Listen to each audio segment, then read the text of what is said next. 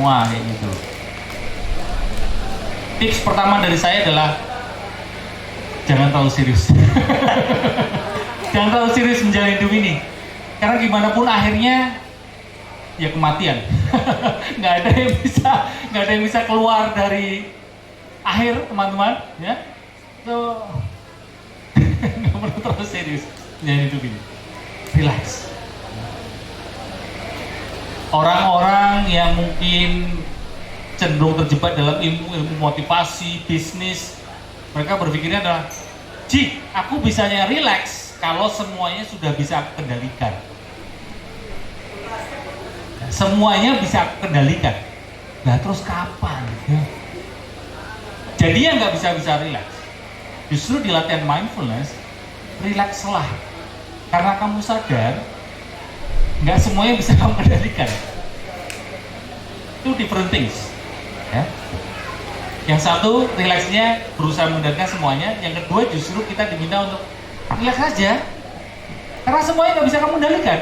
Bukan semuanya sih, nggak semuanya. Ada hal yang bisa kamu kendalikan, tapi banyak hal yang nggak bisa kamu kendalikan. Nah, tips kedua, kiat praktisnya adalah creating space. Istilah saya adalah ciptakan momen pause kecil, ya. Pause kecil, jeda-jeda kecil. Ini mungkin kendalanya adalah sosial media. Sekarang ini sangat jarang kita melihat orang antri, orang menunggu itu nggak ngapa-ngapain. Itu sangat jarang kita lihat. Ketika antri menunggu itu kayak harus lakuin sesuatu, yaitu dengan buka sosial media. Dan kamu tahu ketika kamu buka sosial media, yang aktif adalah thinking mindmu. Thinking mind. Dan itu bikin kamu capek. Jadi tips dari saya, belajarlah untuk menciptakan momen pause dan doing nothing. Belajarlah malas, teman-teman. Malas beneran, malas bukan berarti terus rebahan buka sosial media, itu nggak malas, tapi doing nothing dan awareness mind yang lebih aktif gitu. Sayangnya kita terbiasa dengan multitasking. A lot of objects, things form. Banyak hal yang ingin kamu tangkap, ingin kamu perhatikan. Di situ ada kaitannya dengan FOMO kan, fear of missing out. Oh ini ada acara ini, oh ini bagus juga, ini video ini bagus. Film Netflix ini bagus, ya series ini gimana ya, belum selesai. Terus kembali, object things form. Ditambah lagi, banyak orang sekarang ini berebut perhatian, seeking attention. Dari politisi, public figure, selebgram, trainer, pengajar, coach, dan sebagainya, semuanya, artis, penyanyi, semuanya di sosial media mereka pada berteriak satu hal sebenarnya. Teriakannya adalah, "Woi, perhatiin aku dong. Hei, perhatiin aku dong. Hei, perhatiin aku dong." Semuanya bilang seperti itu. Attention business. Bisnis perhatian. Yang paling banyak mendapatkan perhatian dirasa dialah yang pemenangnya. Apa akibatnya? Ini yang berbahaya. Ini ada kaitannya dengan penderitaan. Multitasking, kita diseret ke sana kemari perhatian kita, sehingga batin manusia zaman sekarang adalah ketakutan. Serba ketakutan.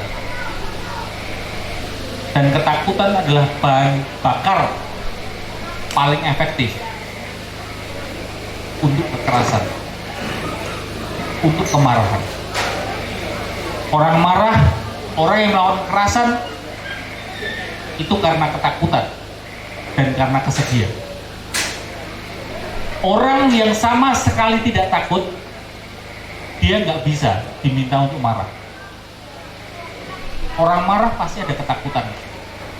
Orang marah pasti ada kesedihan. Kan lebih mudah marah-marah daripada mengakui kamu sedih karena apa. Lebih mudah marah-marah. Kembali ke tadi ya, creating space. karena ini menjadi hal yang sifatnya bukan hanya personal. Di masyarakat secara kolektif juga serba ketakutan, sehingga create more suffering. Banyak orang marah-marah, melawan kekerasan, maka secara personal maupun kolektif kita kayak sama-sama menciptakan lebih bertambah penderitaan di mana create more suffering karena ketakutan tadi. So luangkan waktu, jeda, berhenti sejenak, doing nothing, relax. Di sini kita ada 4 latihan yang mungkin teman-teman bisa lakukan sehari-hari secara praktis. Mindful breathing, sadari nafas, luangin waktu jeda, pause, moment, dan sadari nafas. 15 detik is okay, gak apa-apa. 10 detik tidak apa-apa juga. Mas, dalam satu hari itu aku hanya bisa jeda 5 detik saja. Kalau seperti itu saya sarankan mungkin kamu perlu resign dari kerjaanmu. Dalam satu hari yang jedanya bisa 5 detik aja, berarti kerjaannya yang bermasalah gitu ya kan. Setidaknya ya 15 detik, 30 detik kamu gunain buat sadar nafas. Inhale, sadari nafas masuk. Exhale, sadari nafas keluar. Terus seperti itu. Pikiran monkey mind, loncat sana, loncat sini. Thought, just thought. Be gentle with ourselves. Be gentle with your thought. Kembali ke nafas. Yang kedua, sadar makan, mindful eating.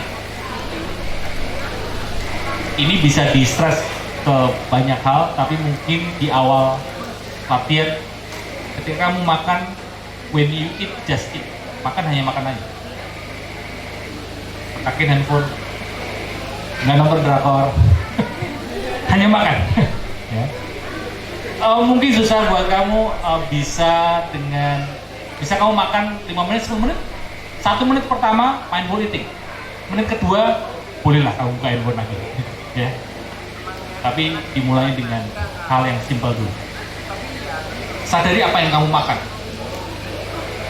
Itu bisa di-start ke banyak hal.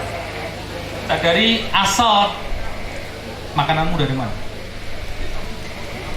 Proses food dan sebagainya. Nah, itu juga bisa masuk ke situ, mindful eating. Yang ketiga, mindful walking. Luangin waktu secara berkala untuk jalan dan hanya jalan saja. Mungkin seminggu sekali, mungkin 2 minggu sekali. When you walk, just walk. When you eat, just eat. Itu Petua Zen. Petua Zen mengatakan itu. Ya, kalau kamu jalan, hanya jalan saja. One step inhale, one step exhale. 1 langkah tarik nafas, 1 langkah hembuskan nafas. Ketika yang lainnya berusaha mencapai tujuan, mindful walking mengajarkan kita every moment ada kesadaran I have right. 1 langkah, aku sudah sampai. 1 langkah, aku sudah sampai. Tidak ada lagi yang perlu dikejar, karena aku sudah sampai. Tidak ada lagi goals, karena goals hanya akan menciptakan konflik. Karena goals selalu ada di masa depan, bukan di present moment. Segala sesuatu yang tidak berada di present moment akan menimbulkan konflik. Maka untuk mengurangi konflik, berlatihlah untuk be mind. Dan yang terakhir, Mas, sadar nafas aku susah Mas. Sadar makan aku susah Mas. Susah, aku sibuk banget. Aku tuh orang sibuk Mas. Hustling, harus hustle. Sadar makan apalagi Mas? Sadar saya makan itu ya harus ngapa-ngapain gitu lah Mas, harus multitasking. Sebenarnya latihan terakhir adalah apapun yang kamu lakukan bisa kamu gunain untuk latihan kesadaran. Apapun. Ketika kamu ngobrol sama temen, gunain buat latihan kesadaran. Di sini gini, ngobrol, dengerin. Ketika kamu kerja, ketika kamu meeting, gunain itu buat latihan kesadaran. Sadar. seperti sekarang ini, saya rasa cukup banyak yang pikirannya kemana-mana. Karena memang sekarang ini katanya attention span manusia modern kan semakin pendek. Ya, terima kasih TikTok. Short videos. Salah satu yang bikin attention span kita semakin pendek, rentang perhatian kita semakin pendek adalah short videos. Bahkan banyak orang nggak tahu, sekarang ini banyak Gen Z, banyak anak-anak zaman sekarang itu nggak betah nonton video 15 menit itu terlalu panjang, teman-teman. Nggak tahu ini generasinya generasi Gen Z atau saya Gen Z soalnya. Ada nggak percaya? Generasinya, kamu generasi apa? Aku 98. Jadi masuk ke apa tuh? Yang Gen Z ya? Gen Z juga ya. Ini sebagian ada yang wajah-wajah generasi Winem sih. Generasi, bukan generasi Spotify ya. Backstreet Boys, ya, New Kids on the Block, tahu ya? Oh, tahu. Ya, bukan hanya Gen Z sih, tapi orang-orang sekarang termasuk generasi boomers, bahkan boomers, X, millennials, Gen Y, attention span-nya juga memendek. Dan itulah menjadi tantangan kita bersama. Kenapa manusia-manusia sekarang sulit mendapatkan kedalaman, sulit mendapatkan hakikat. Ilmu hakikat itu susah. Kenapa? Udahlah, nggak usah ngomongin hal yang mendalam. Kita perlu beresin dulu attention span kita. Karena kepenginnya sekarang ini kalau bisa dijelasin 3 menit aja gitu. Ya kalau bisa 1 menit. Nah, gimana bisa mendapatkan kedalaman kalau attention span-nya hanya 3 menit gitu. Masa sesi semacam ini cuma 3 menit aja? Nah, makanya kita perlu mengapresiasi diri sendiri.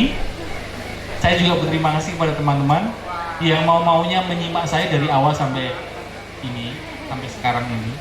Dan mungkin yang didapat ya mungkin cuma 1-2 menit di awal tadi. Oke gitu Mas. Oke. Ya. Menarik. Jadi kita bisa melatih mindfulness, kesadaran itu sendiri dimanapun, kapanpun. Ya. Bahkan ketika pagi hari, misal pada waktu buang air besar pagi hari, ritual pagi itu harus nongkrong di WC, bisa juga. Ya.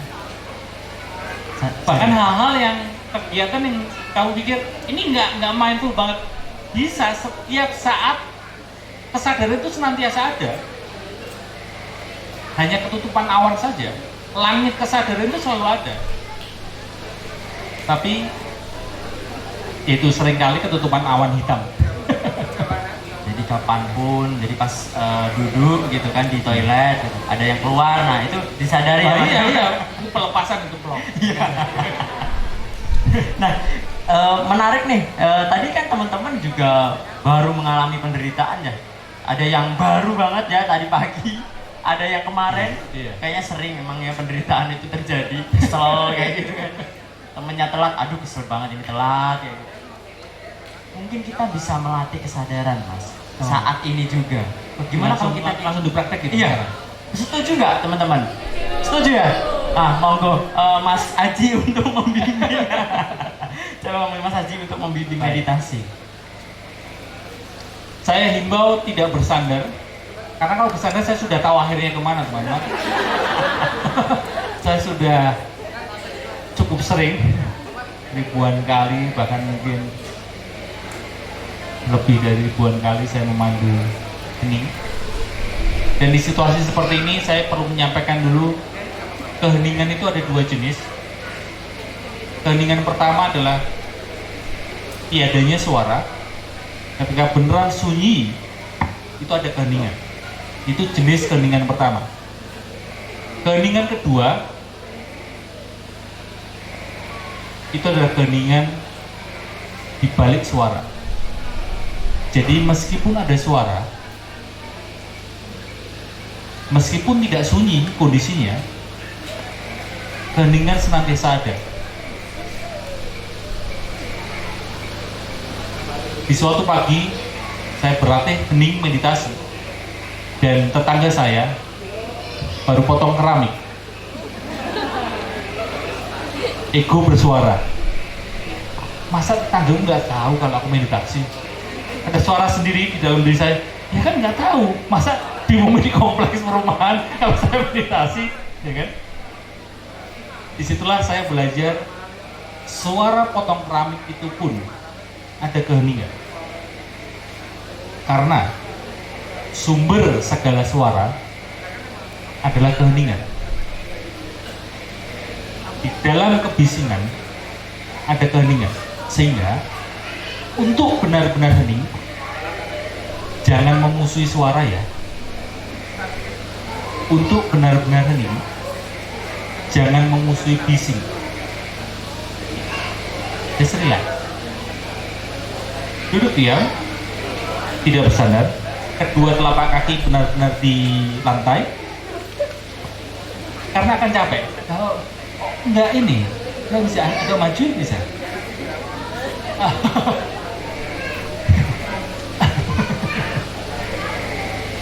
Karena akan capek tulang belakangnya.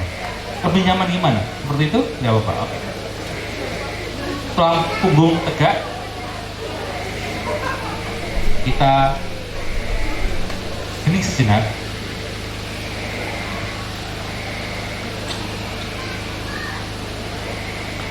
Kurang lebih 5 menit. Kita gunain waktu sejenak ini untuk menemui keheningan. Duduk diam, terpejam.